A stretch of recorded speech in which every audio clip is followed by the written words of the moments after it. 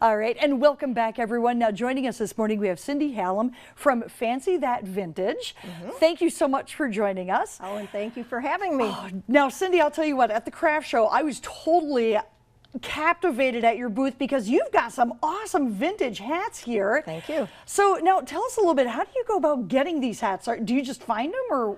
Well, I find them from a variety of different places. Okay. I do a lot of eBaying, much to my husband's chagrin, and get them at estates, resale shops, anywhere I can find them. Okay. And they're usually pretty beat up because they are vintage. Okay. But what I do is I take them, I rip everything off them, I clean them up, I size them, I shape them, and then I re-embellish them with things that I found various places. That is so cool. You know, the one that is sitting right next to me, I remember seeing this one because my mom used to have a little fur stole that had the little, you know, mink face right on it. It was like, so I saw this and it was almost like I stepped back to my childhood a little bit. That's so cool. And that is the fun of hats. Sure. People will come by the booth, and I have so much fun at my 3 shows now at the TV6 Craft Fair. And ladies will come by the booth and they'll see a hat and they'll say, "Oh my God, my grandmother had this," or "My mother had that," and it takes them back immediately to not a gentler time, but a less complicated time. That is true. Now, you know, are ladies wearing these places, or are they just picking them up and maybe just having them to be there? Well, a lot of them will buy them just because they like them. But I found a lot of people are doing derby parties now. They're also doing the Red Hat Society, which I'm going to begin making again. Sure. And they've also got different events to go to. Tea parties are coming back. And I'm starting a campaign. I think we should all wear our vintage hats and go pump gas. Why not? That would be fun.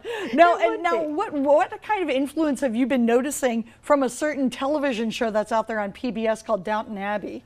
Well, I've had a lot of people come in and say, "Oh my gosh, that looks just like, but not quite." So I know I've embellished quite a few things, but they're reminiscent. Okay. And a lot of people will say, "Oh, I think I'll buy this and I'll just put it on and then I'll watch Downton Abbey." I like that. With my hats, and we'll have tea. Oh yes, I just had a tea party yesterday for a few of my friends. How fun. And it was a ball.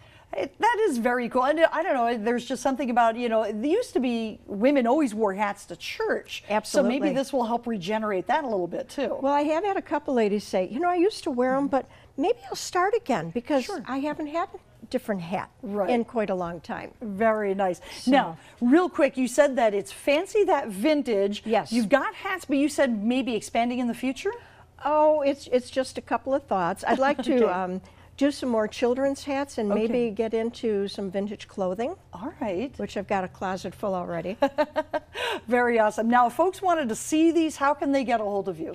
Well, the best way is at the craft shows. I don't have a studio. I figure if I have to do this for a living, the fun is going to come out. Sure. But I do have, through a friend and a neighbor, Holly Smith, across the street from us, she opened a beautiful shop called Michigan Made. Okay. It's on US 41 and 28 down in Harvey, right next to Togo's. Right. And she is kind enough to display a number of my hats for me in the meantime. So if you're interested, go visit Holly, and she'll show you what she got and put you in touch with me. Wonderful. Cindy, I want to thank you so much for coming in and sharing some of your creations. It would be a totally unique Christmas gift, I'm just saying.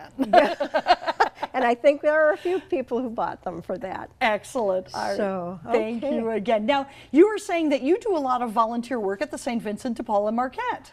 Well, yes, and this coming week, I'm sure you're going to be seeing segments, I think, right after this. That's about the Christmas giveaway, and I do volunteer work over at St. Vincent, and fabulous organization. Very cool. Can't say enough good about them. Wonderful, and that is where we're heading next with Ashley Kirk and learn more about that. There's Stephanie.